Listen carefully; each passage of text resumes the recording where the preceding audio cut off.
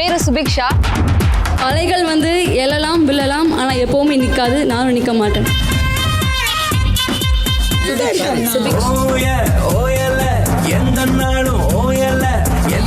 ஐயோ சொக்கா, இப்ப நான் என்ன பண்ணுவேன்?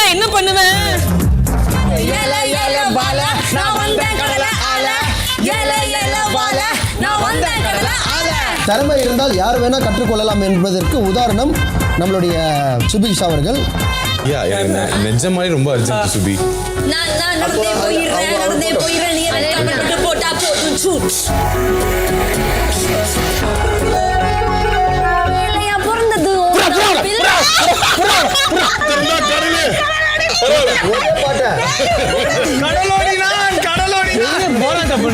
பீட் பாக்ஸிங்கிற பேர்லயும் ராப்பிங்கிற பேர்லயும் துப்பி துப்பி துப்பி அவர் மனசு எவ்வளவு கஷ்டப்பட்டிருக்காங்க தெரியுமா சார்? இந்த கோட்டை நான் சப்மிட் பண்ணோம். சுபிக்ஷா மைக்ல இருந்து பிக் பாஸ் டீம் அனுப்பப்பட்ட சுபிக்ஷா சொன்னதான் ஞாபகம் இருக்கு. செத்தாலும் சாவேனே தவிர நான் கிவ் அப் பண்ண மாட்டேன்.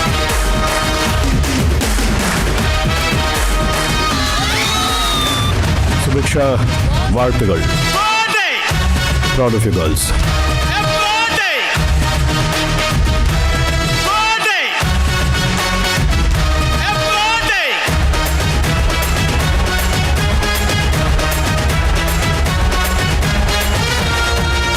நேற்று நள்ளிரவு பிக் பாஸ் வீட்டில் பார்வதி என்பவர்கள் பஜாரி போல் நடந்துகிட்டு, நீ என்ன வேணாலும் நினைச்சிட்டு போய் நீ ஒரு பஜாரின்னு சொல்லு, நீ சண்டைக்காரின்னு சொல்லு, எனக்கு அதெல்லாம் கவலையே கிடையாது. பிக் பாஸ் வீட்ல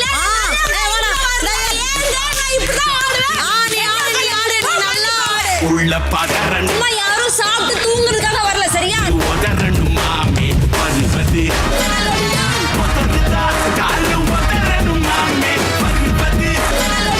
வாய்ப்புங்கிறது வந்து எல்லாத்துக்கும் உடனே கிடைக்காது. உங்களுக்கு வேணும்னா என்கிட்ட கேளுங்க.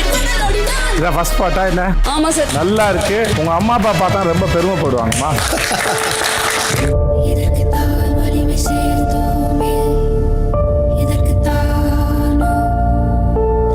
பீட் பாக்ஸ் வந்து இதோட நிப்பாட்டு.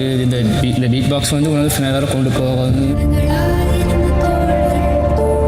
கடற்கிற புள்ள அழுமா எப்படிமா?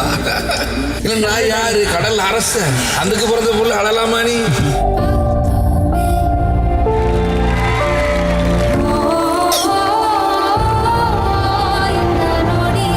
தோத்துட்டா உனக்காக ஃபீல் பண்றதுக்கு இங்க ஆள் இல்லை. இப்படிலாம் கேம் விளையாட முடியுது நான் கேட்குறேன். நான் சொன்னேன், நீங்கள் என் கேம் இது பண்ணுறீங்க சொல்லல. அப்புறம் ஏய், சூப்பராக விளையாடு.